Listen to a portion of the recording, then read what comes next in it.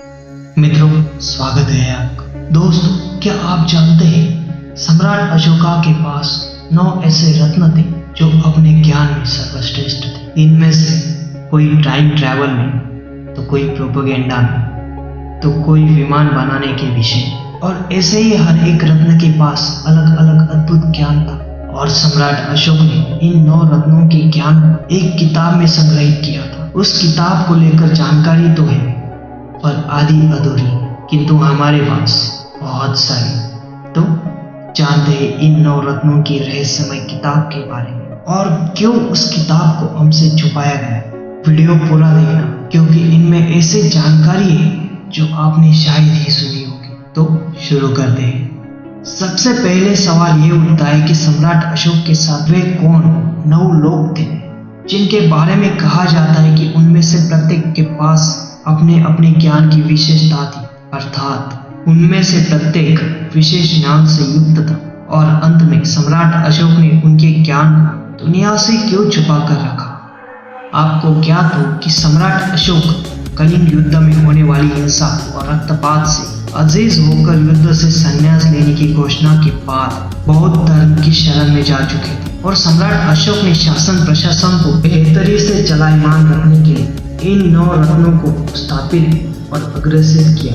वही लोग थे जिन्होंने बड़े बड़े स्तूप बनवाए और जिन्होंने विज्ञान और टेक्नोलॉजी में भी भारत को समृद्ध बनाया। कहा जाता है कि उनके ज्ञान को एक पुस्तक के रूप से संग्रहित किया गया था, जिस पुस्तक को किसी विशेष व्यक्ति को सुपुर्द किया गया, उसने पीढ़ी दर पीढ़ी उस पुस्तक या उसके ज्ञान को आगे फैलाया। हालांकि ये रहस्य आज भी बरकरार है।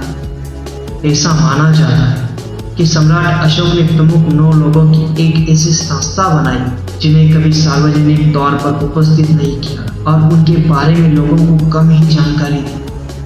यह कहना चाहिए कि आम जनता महज यही जानता था कि सम्राट अशोक के 9 रत्न हैं, जिनके कारण ही सम्राट शक्तिशाली है।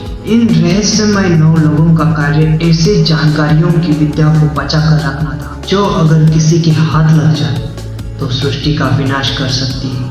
बहुत से लोगों का मानना था कि सम्राट अशोक की ये रहस्यमय संस्था धरती पर मौजूद अन्य किसी भी संस्था से ज्यादा शक्तिशाली थी, जिसमें बेहतरीन वैज्ञानिक और विचारक शामिल थे। जानते हैं उन रहस्यमय किताब के बारे में। उनमें से हर एक रत्न के पास अपनी लिखी हुई किताब थी। तो जानते हैं उन 9 किताबों को और उनके रहस्य को। पहली किताब, ये किताब प्रोपेगेंडा और साइकोलॉजिकल वारफेयर के बारे में थी। सबसे खतरनाक लोगों की सोच को अपने फायदे के लिए अलग अलग तरीकों से बदलकर उन्हीं पर राज करना। इस किताब में प्रोपेगेंडा और युद्ध के मनोविज्ञान के इर्द गिर्द बुना गया था। इसमें इस बात को मजबूती से रखा गया था कि मास ओपिनियन का किस प्रकार का निर्माण किया जाए। इस मामले में अगर दुनिया के मशहूर शख्सियत तो मास ओपिनियन का निर्माण करना और उन्हें बदलना सबसे बड़ी काबिलियत है जिसमें पूरी दुनिया पर राज करने की क्षमता है। दूसरी किताब, इस किताब में शरीर विज्ञान को लेकर गूढ़ बातें कही गई कि किस प्रकार एक शख्स को सिर्फ छूकर ही मारा जा सकता है। इसे मृत्यु स्पर्श कहते हैं। इसमें इस बात का वर्णन था कि किस प्रकार लोगों की धमनियों को पलटकर उन्हें अचेत किया जा सकता है। ऐसा माना जाता है कि जूडो भी इस कला का एक विस्तार है। तीसरी किताब में बायोटेक्नोलॉजी और माइक्रोबायोलॉजी का जिक्र है। लोगों का एक ऐसा कहना है कि इस किताब में हैजा की बीमारी और उसके इलाज का ब्यौरा लिखा था। चौथी किताब में सगुन और धातुओं के रूपांतरण का जिक्र था। एक ऐसा धातु आपने सुना, पारस पत्थर। पांचवी किताब में दुनिया वाले और गैर दुनिया वाले या फिर की आसमानी चीजों से संपर्क का जिक्र था। इससे इस बात का साफ साफ पता लगता है कि उस समय लोग एलियंस में भी विश्वास किया करते थे और उनसे संपर्क की कोशिश किया करते थे।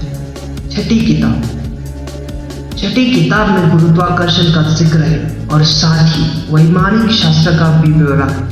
इससे विमान बनाने की प्रक्रिया कहा जा सकता है, जिसे हम आज UFO कहकर पुकारते हैं या फिर उड़न तश्तरी।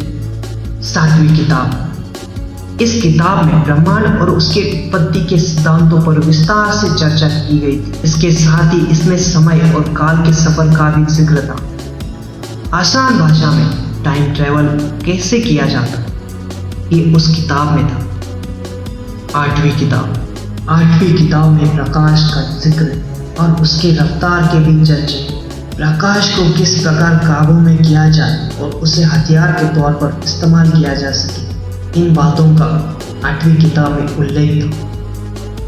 9वीं और अंतिम किताब समाज शास्त्र का जिक्र है। इसमें हमारे समाज की शुरुआत और उसके विनाश की भविष्यवाणी की बातें कही गई, मतलब कि मानव की निर्मित कब हुई और उसका अंत कब हुआ, ये बातें इस किताब में है। इसे आप कितना मानते हैं यह आप पर निर्भर करता है। वैसे हमारे इतिहास को अनदेखा भी नहीं कर सकते, क्योंकि अब तक जो भी हाथ लगा है वो सच ही रहा है, कुछ तथ्यों को छोड़कर। फिर भी इस विषय में आप क्या सोचते हैं, कमेंट में जरूर बताना। धन्यवाद। अगर आपको किसी विषय पर वीडियो चाहिए तो आप हमें कमेंट में बता सकते हैं, हम आपकी सेवा में हाजिर हैं। अगर वीडियो पसंद आए तो वीडियो को लाइक कर देना और ऐसे ही वीडियो देखना चाहते हैं तो चैनल को सब्सक्राइब कर दीजिए।